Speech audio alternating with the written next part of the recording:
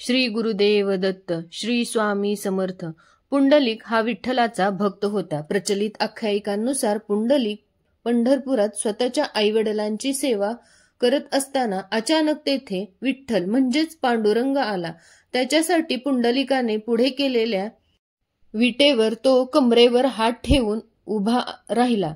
पंढरपूरच्या देवळात मूर्तिरूपाने विठ्ठल अजूनही तसाच उभा आहे असे मानले जाते. स्कंद पुराणानुसार बहुतांश इतिहासकारांच्या मते पुंडलिक हे महाभारतकालीन संत असावेत. उत्तर सातवाहन कालामध्ये सातवाहनांनी विठ्ठल मंदिराचा जीर्णोद्धार केल्याचा उल्लेख इतिहासात आढळतो. मग पुंडलिक महाराज हे त्याही वेळेस एक प्राचीन ऐतिहासिक संत मानले जात.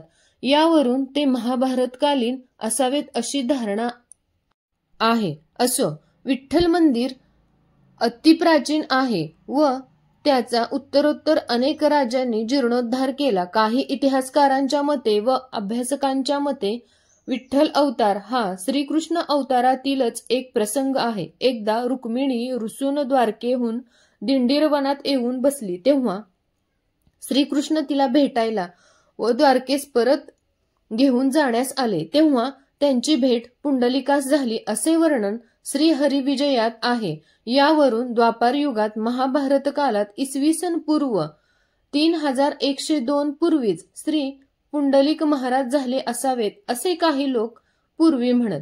काही पुराणात असेही वर्णन आहे की श्रीहरी पुंडलिकाची भेट घेऊन रुक्मिणीसह परत द्वारकेस निघाले तेव्हा ब्रह्मदेवाने कटेवर कर असलेल्या श्रीकृष्णाचे व रुक्मिणीचे विग्रह मूर्ती तयार करून पुंडलिकास दिले.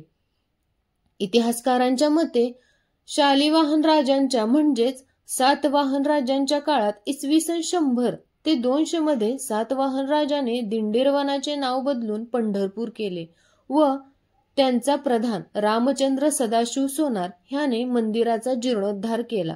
पंढरपूर हे नाव करण्यात येण्याचे कारण हे तेच की पुंडलिक महाराज हे सातवाहन काळात एक प्राचीन ऐतिहासिक संत म्हणून गणले जात. म्हणजेच भक्तराज पुंडलिक याही पूर्वी झाले असावेत. बऱ्याच अभ्यासकांच्या मते भक्तराज पुंडलिक महाराज हे महाभारतातील संत होते हे सिद्ध होते. ते खालील शोधाप्रमाणे. महाभारत काळात एकदा श्रीकृष्णाला द्वारकेस भेटायला राधा आली आणि ती थेट श्रीकृष्णाच्या मांडीवर बसली.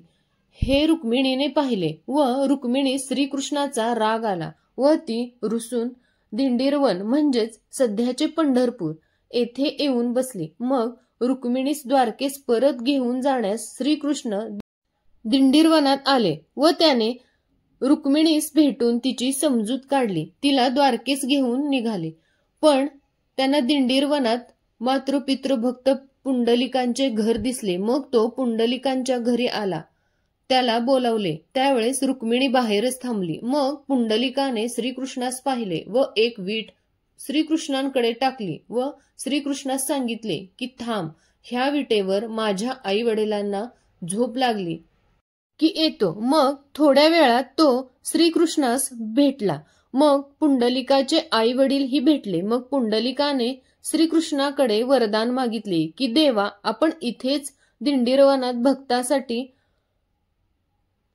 कायम निवास करावा. तेव्हा भगवान श्रीकृष्ण म्हणाले, आता लवकरच कलियुग सुरू होईल, पण तत्पूर्वीच मला हा श्रीकृष्ण अवतार समाप्त करावा लागेल.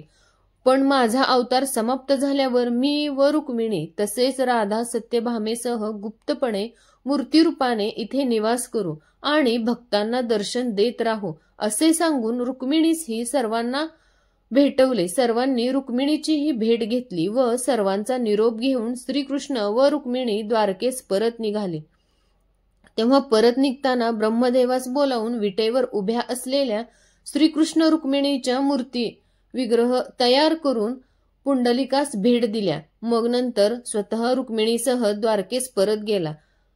त्याच हा विठ्ठल रुक्मिणीच्या मूर्ती पंढरपुरात राहिल्या. नंतर अंदाजे इसवी सन पूर्व 3112 मध्ये कृष्णावतार समाप्त झाल्यावर जेव्हा श्रीकृष्णाच्या भक्तांना खास करून पुंडलिक हे समजले की आता श्रीकृष्ण अवतार समाप्त झाला आहे तेव्हा तो खूप रडला. मग पंढरपूरच्या विठ्ठल मूर्तीतून आवाज आला की का रडतोस, मी जरी श्रीकृष्ण अवतार शरीर रूपाने संपवला असला तरी माझ्या सर्व मूर्तीत व सर्व विश्वात सर्व चराचरात मी व्यापून आहे. भक्तांना हवे तेव्हा मी या मूर्तीतून दर्शन देऊ शकतो. मग पुंडलिकास ज्ञान प्राप्त झाले. तेव्हापासून तो पुंडलिक मुनी झाला. श्रीकृष्ण अवतार समाप्तीमुळे दुःखी झालेले भक्त विठ्ठल मूर्तीच्या दर्शनास येत तेव्हाच भगवंत त्यास प्रत्यक्ष दर्शन देत असत, बोलत असत.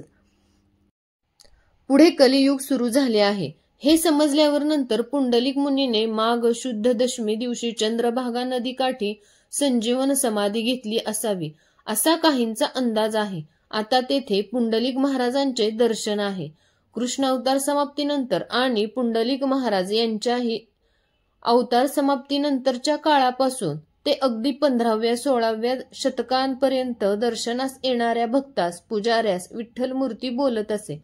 अशा अनेक आख्यायिका आहेत व त्याचे ऐतिहासिक पुरावेही आहेत. भगवान श्रीकृष्णांनी इसवी पूर्व 3112च्या फेब्रुवारी महिन्यात म्हणजेच माघ महिन्यात अवतार समाप्ती केली व त्यानंतर 10 वर्षांनी पांडव आणि द्रौपदी हे सुद्धा स्वर्गवासी झाली. म्हणजे इसवी पूर्व 3102 मध्येच कलियुग सुरू झाले व लोक विठ्ठल दर्शनास पंढरीस येऊ लागले.